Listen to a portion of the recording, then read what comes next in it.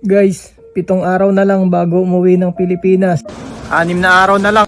5 araw na lang. 4 na araw na lang. 3 araw na lang. 2 araw na lang guys. 1 araw na lang.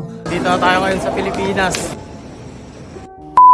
Sa wakas ay dumating na nga yung araw na pinakahihintay ko. Ito nga yung araw na pag-uwi ko nga ng Pilipinas. Masaya ako na malungkot sa aking pag-uwi dahil sa loob ng 2 taon at 9 na buwan ay maraming ang nangyari sa buhay ko nga dito sa South Korea. Malungkot ako dahil ito na nga yung huling araw ko dito sa South Korea. Marami talaga akong mamimiss dito. Katulad na lang ng mga masasarap na pagkain, maayos at mabilis na transportasyon, malinis na kapaligiran at syempre yung sahod dito sa South Korea. Pero sa kabilang banda naman ay masaya ako dahil maraming nagbago. Maraming mga bagay nga ang na-experience sa akin ng bansang South Korea na hindi ko akalain na mangyayari sa buhay ko.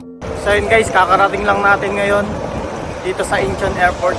Maraming pagod, oras, sakripisyo na nilaan para magtagumpay. Marami akong natutunan sa buhay bilang isang OFW. Baon-baon ko nga ito pag uwi ng Pilipinas. Alam nyo, aaminin ko, natatakot akong umuwi ng Pilipinas kasi natatakot ako sa mga sasabihin ng mga tao sa akin pag uwi ko. Ang dami ko kasing mga tinanggihan ng mga tao. Kaya pasensya na sa mga taong hindi ko napagbigyan. Kailangan ko kasing unahin muna yung pamilya ko. Pero naisip ko, umalis nga ako na passport lang dala-dala ko at lakas ng loob. Natatakot kasi ako na baka isipin nila na wala pa akong napapatunayan. Pero totoo naman na wala pa naman akong napapatunayan. Pero ano pa man yung sabihin ng mga taong nakapaligid sa akin ay hindi na yun mahalaga. Dahil para sa akin, ang mahalaga ay yung sarili ko, yung buhay ko at yung peace of mind ko. At ako lang din naman nakakaalam ng mga pinagdadaanan ko. O siya, tama na ang drama dahil nandito na tayo at wala na talagang atrasan to. Talagang wala nang atrasan, ang mahal-mahal kaya ng ticket. Pero yung totoo, hindi ko naman hinahangad yung sobrang yaman dito sa mundo. Yung kutis artista lang sana ng mga tao dito sa South Korea ang hangad ko. Kaso, parang kulay sunog pa din. Pero kidding aside, ang gusto ko lang matustusan yung pang-araw-araw na pangangailangan namin sa buhay. Yung buhay na normal at malayo sa mga shibal imnida sa Korea. Aigu. Bali dumating pala ako dito sa Incheon Airport ng alas 9 ng umaga. Pero ang oras ng flight ko ay alas 7 pa ng gabi. Ganun ako ka-excited umuwi. Hindi nga ako nakatulog kagabi. Kaya tamang idlip lang muna ako dito sa airport. Ang ganda nga dito sa airport dahil may mga lugar na pinapayagan kang matulog at humiga. Kaya tamang ML muna ako dito habang naghihintay ng flight. Kaya nag-iwan muna ako ng bakas bago ako umuwi ng Pinas. Kaya paunahan na lang.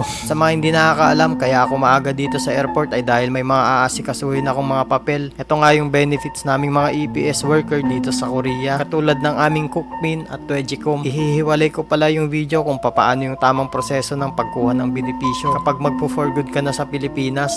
Guys, nakalabas na tayo ng immigration. Yung ID ko guys, sinurrender ko na rin. Wala nang balikan sa Korea. Kita-kits tayo dyan sa Pilipinas. Sa mga oras na ito ay papunta na ako ng boarding gate. Dahil ilang oras na lang ay masisilahin ko na rin ang ganda ng Pilipinas. Guys, nakarating na ako sa boarding gate 38. So kita-kits na lang tayo sa Pinas guys.